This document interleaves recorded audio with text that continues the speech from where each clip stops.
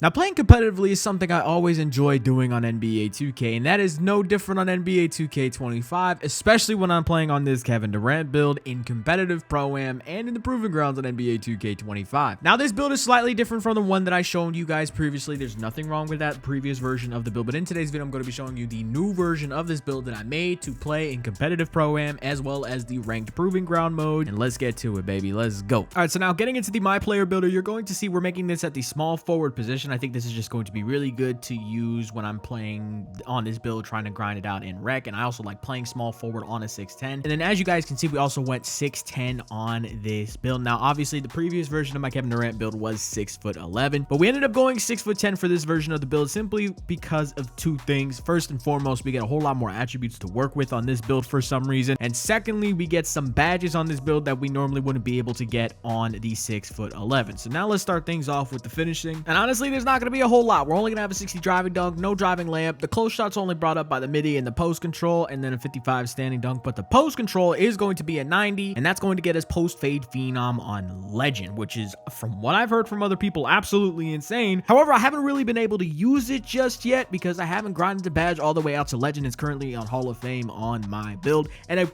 big disclaimer, again, I'm using this build with a pick and roll team. This is not a 5-out build. If you want to make a 5-out version of a KD build, you probably could put some more driving dunk on it. Or if you're just not making a competitive Pro-Am Kevin Durant build, you could probably put more driving dunk on it. But that's the reason I don't have a whole lot of driving dunk, because I'm playing pick and roll with Laker fan, as you guys know. All right, so I don't really have a whole lot of finishing clips because, as you guys can expect, I don't dunk the ball a whole lot when we play pick and roll. So now we're going to move on to the shooting aspect of things, and we'll have some clips later on. But we're going to have a 94 mid-range shot. That's just the requirement you need to get post-fade phenom on legend. We're going to have an 86 three-point shot. Now, you're probably wondering, Joey, why are you going higher than an 83? Because you don't get any badges. Well, first and foremost, 83 does get you bronze limitless range, but I don't even really care about having bronze limitless because I'm usually playing corner offensively on this build. And then secondly, I just like having a maxed out three-pointer. I don't care if it doesn't get me any new badges. I want to have the statistically best possible chance of making a wide open catch and shoot three possible on NBA 2K25 because a lot of people think shooting is difficult. However, I don't think it's too difficult anymore because of a few things we'll talk about later on in this video. All right, so now let's get to these shooting highlights, man. And listen, this is going to be the biggest bulk of the video because this is the thing the build specializes in the most. The mid-range scoring out of the post, off the dribble right here. Pick up my dribble. We're just going to shoot right over him. It's a wide open three. Basically, we green that. That's going to end up being a buzzer beater. Shouldn't have ran back towards him to pick up my dribble in the first place, but that's just me being an idiot with my left stick. And as you can see in the top right-hand corner of the screen, if you can see it, I had set shot specialist +1 to legend. And that's going to be the first tip I'm going to give you guys. Whatever rating your set shot specialist can go to, make sure you could +1 it. And oh my goodness, the go-to shot cancel into the dribble pull up off to the right. That was kind of clean. Now look at this right here. Catch. We're just going to run to the baseline, fade right over the center. It's a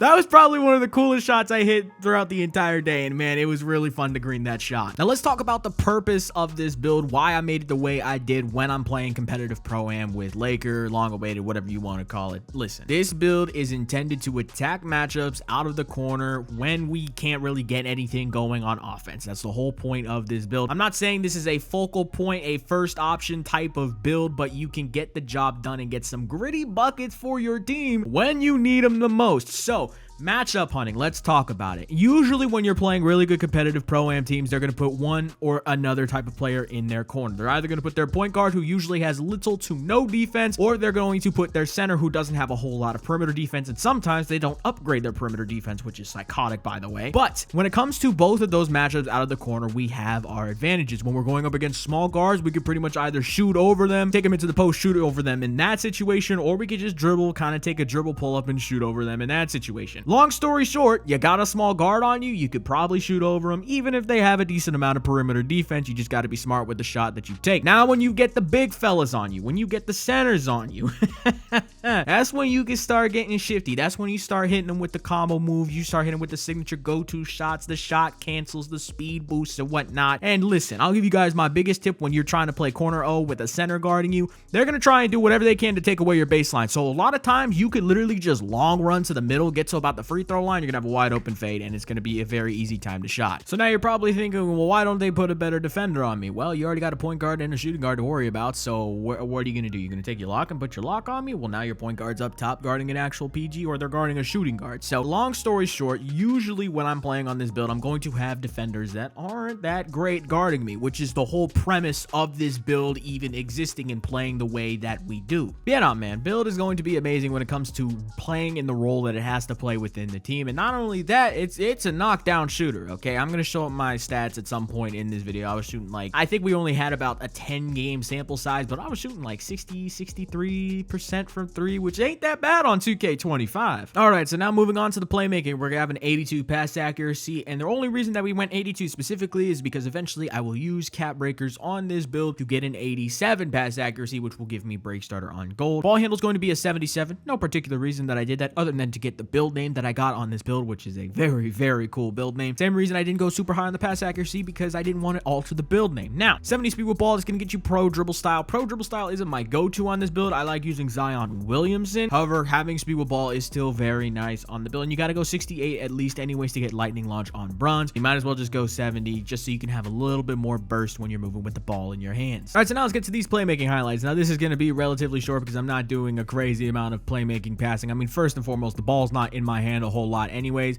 and when it is, it's usually in late shot clock situations, and I'm not gonna lie to you guys, I'm looking to get a shot up to either make the shot, or if I miss, Laker can get an offensive rebound. So there's no real extra passes happening when I have the ball in my hands late shot clock. Sometimes I'll make the throw if I see it ahead of time, or if I pick up on tendencies, but usually just gonna be passing when I have somebody wide open, or maybe if I get, in a lot of situations that you see here, if I get a weird catch in transition and I don't want to shoot the catch and shoot 3 off of it, I'll wait, read the defense, find somebody open, and yeah, I mean, it's pretty simple basketball, man. You find somebody open, you throw them, it's gonna be fine. 82 pass accuracy is still gonna be really good, and eventually once we get 87, it's gonna be even better. All right, so now moving on to the defense and the rebounding of this build. 77 interior defense for no other reason aside from the build name that we get on this build. Realistically, can drop it to 74 just to get post move lockdown on bronze, but I ended up going 77 for, again, build name. Perimeter defense is going to be an 83. You're gonna get challenger on silver, you're gonna get pick dodger on silver, you're gonna be able to play some pretty good perimeter defense on this build, although you do not get on ball menace. Steal is going to be a 73. Now, the perimeter defense and the steal is the real reason as to why I had to make a 6'10 over a 6'11, because the prim D and steal is night and day, and it's going to get you way more badges. 73 steal is going to get you that silver interceptor, whereas on a 6'11, you're only going to get a 67, so you get bronze glove, bronze interceptor. So having that silver interceptor is going to be a big jump when it comes to getting passing lane steals, which are very good in this year's game. You want to be able to make sure that you can actually get passing lane steals at a decent rate. A block's going to be an 84. It's going to get you silver paint patroller, silver high flying deny. Now, the defensive rebound is going to be an 80. You're only going to get an 80 defensive rebound on this build for silver rebound chaser, and we couldn't put any more weight on this build because if we did, we would lose on shifty shooter, because you need agility to get shifty shooter on higher levels. So we ended up making the sacrifice, just went silver rebound chaser. But I'm not gonna lie to you guys, you're gonna see some of the rebounding clips later on in this video. You can definitely still get a lot of boards in every single game with only silver rebound chaser, but I'll let the footage be the judge of that. And honestly, this build rebounds just as good, if not better, than my Nikola Jokic build for reasons that we will talk about a little bit later on in this video. All right, so now let's get to these defensive highlights right here. Gonna get blown by a little bit, but we're gonna time the block at just the right time, get that chase down block, where as you see right there, another really good block animation once again. Silver paint patroller actually does feel pretty decent on this game, and there's that silver interceptor that we talked about. I do think there is a considerable jump in amount of passing lane steals that you will get when having silver interceptor. Now let's talk about rebounding, okay? We're going up against big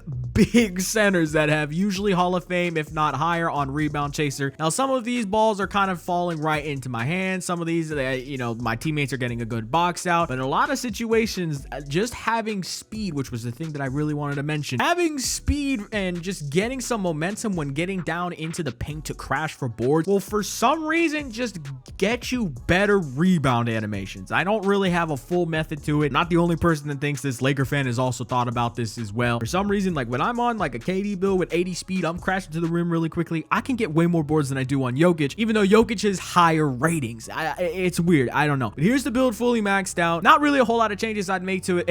And it was even funny when I was playing really good earlier on, Laker was just like, yeah, Joey, that's the build you can stay on throughout the entire year. So if that ends up being true, this is probably going to be the one and only Pro-Am build that I make throughout the rest of the year, unless if some game-altering meta shift happens that we just don't know about just yet. Now, with all of that being said, we're going to come out of the My Player Builder and get shades of Kiki, MPJ, and Paul George. For some reason, it's Clippers Paul George, even though he's on the Sixers now. But hey, we're gonna get the build name Two-Way 3-Level Shot Creator, which I thought was a really cool build name. Now, just to throw it in at the end of this video really quickly, here are my stats from Pro-Am when we played earlier on today again. So the very small sample size, only 10 games, shooting 64% from 3, which in a 2K, which a lot of people say it's really hard to shoot. That's actually pretty decent. And as you can see, we didn't lose any games, so 100 win percent, 53.7 field goal percentage. So my field goal percentage is probably always going to be lower than my 3-point percentage, because for 3-pointers, taking wide open catch and shoots in the corner with Hoff Legend shooting badges, so it's gonna be pretty easy to knock those down, which is again why my 3-point percentage is so high. And then when it comes to my field goal percentage, obviously running a whole lot of 5-second drills. I'm getting the ball in late shot clock situations, so the shot quality isn't always going to be the greatest. I'm usually taking pretty difficult shots, so field goal percentage is usually never going to be higher than my 3-point percentage in my specific situation. But I do want to get that field goal percentage a little higher, definitely once I start labbing up some more moves to go to in late shot clock situation. And when it comes to my averages, I'm averaging about 9.5 points per game, 3.6 rebounds a game, a little bit less, a little bit more than a steal a game, a little bit more than a turnover a game. So the stats aren't too crazy. I understand that, but you just got to understand it's a role that I have to play within the team. If I had more opportunities to score, I would probably score more. My field goal percentage probably will still not be as efficient, but if I wanted to average like 15-16 points a game, I probably could. But again, it's just very small sample size. So yeah, that's gonna be it for today's video. Hope you guys enjoyed, man. I'm out.